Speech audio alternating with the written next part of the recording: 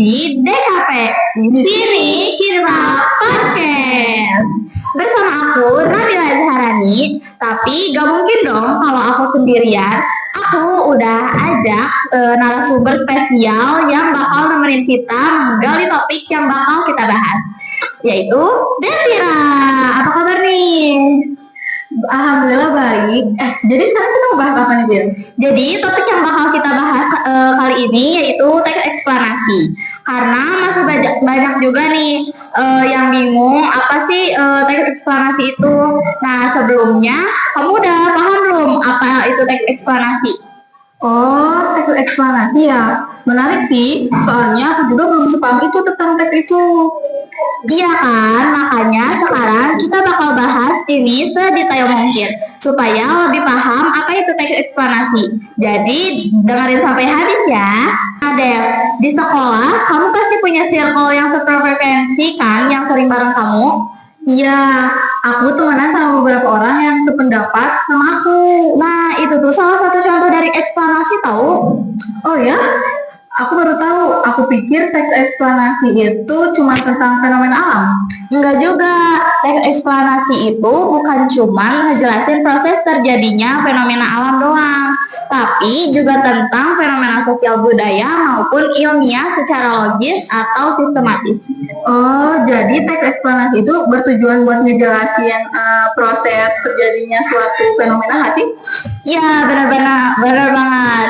Nah, salah satu contoh fenomena alam itu terjadinya pelangi. Kalau contoh fenomena sosial budaya itu kayak gimana terbentuknya keluarga misalnya. Oh, berarti tujuan utama teks eksplanasi itu buat ngasih pemahaman ke pembaca atau pendengar mengenai mengapa atau bagaimana sesuatu terjadi ya? Exactly. Jadi kalau kamu baca teks eksplanasi, kamu pasti bakal nemuin penjelasan sebab akibat dan urutan proses yang rinci. Tapi gimana sih cara biar kita paham sama sebab akibat atau dan urutan kejadiannya? Nah, pertanyaan yang bagus nih. Jadi Dev, dalam eksplanasi itu pasti ada strukturnya kan? Nah, struktur ini ngebantu pembaca buat memahami sebab akibat dan urutan kejadiannya fenomena yang dijelasin. Iya, strukturnya itu ada 3 nggak sih? Sama salah. Yes, benar banget. Yang pertama itu pernyataan umum, yang isinya tuh ngegambarin tentang topik atau fenomena yang dibahas, kayak pengertian atau latar belakang peristiwa. Aku tahu yang kedua, deretan penjelasan kan, yang ngejelasin proses terjadinya fenomena secara urut dan logis. That's right. Nah, bagian ini nih yang masuk ke dalam sebab akibat fenomena secara detail dan runtut. Kalau yang ketiga itu apa sih? Lupa aku. Nah, yang ketiga itu penutup atau interpretasi. Biasanya tuh isinya kayak kesimpulan atau pandangan tambahan. Tapi gak semua teks eksplanasi itu ada bagian ini. Oh, contohnya tuh kayak misalnya kalau fenomenanya banjir nih, bagian penutupnya biasanya ngejelasin penting ngejaga lingkungan biar gak terjadinya banjir gitu ya? Exactly. Makin paham aja nih kamu soal teks eksplanasi. Wait, sebelum lanjut, buat kalian yang lagi nonton podcast ini, jangan lupa pencet tombol like, subscribe channel ini ya. Oke deh, masih lanjut nih bahas teks eksplanasi. Tahu gak sih, kalau teks eksplanasi punya ciri-ciri yang ngebedain teks ini sama teks yang lainnya? Ciri-ciri itu emang penting buat kita ya? Penting dong, karena ini tuh bakal ngebantu jadi lebih gampang buat ngenalin teks eksplanasi, apalagi kalau lagi ngerjain tugas sekolah. Wah, apa aja tuh ciri-cirinya?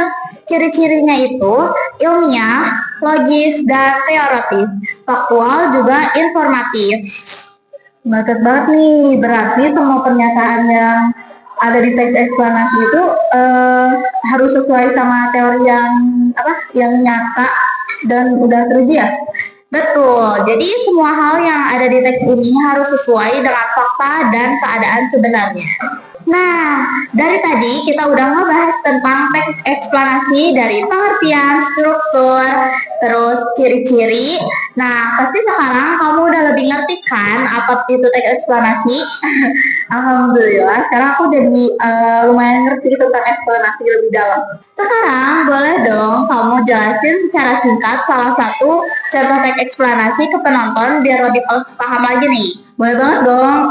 Kalau gitu, aku bakal kasih contoh teks eksplanasi soal sosial tentang kenapa bisa terjadinya kemacetan. Wah, bagus tuh, lanjut.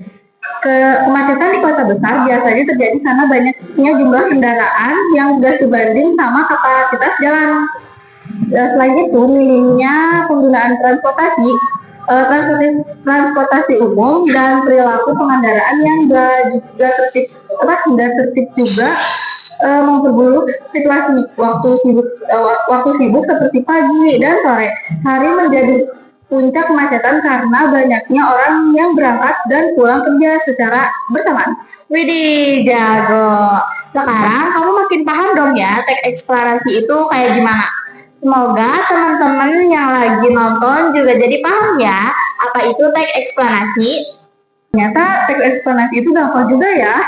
Enggak yang harus mikir banget gitu buat tahu apa itu teks eksplanasi. Asal kitanya gampang nanggap aja. Betul. Karena di sekolah juga pasti pernah bahas teks eksplanasi. Makanya kita harus bisa paham lebih dalam. Wah, gak kerasa ya. Kita udah lama gini ngobrolnya. Banyak banget yang kita bahas tentang teks eksplanasi ini. Iya, ganteng banget kayaknya bahas ini soalnya selain bikin kita makin paham, kita juga ngobrolnya udah bikin kalian bosan, apalagi sampai ngantuk kan? Semoga sih ya, dengan kalian nonton podcast ini bikin kalian lebih pintar dengan cara nggak ngebosenin. By the way, makasih banyak ya, Dev, udah mau diajak jadi narasumber di sini. Sama-sama Nab, aku juga senang banget diajak ngobrol kesini bareng kamu karena bikin pengetahuan aku lebih luas juga. Syukur deh kalau gitu. Oke guys, podcast kali ini cukup sampai di sini aja ya. Semoga bermanfaat buat kalian yang dengerin. See you di next episode. Bye guys.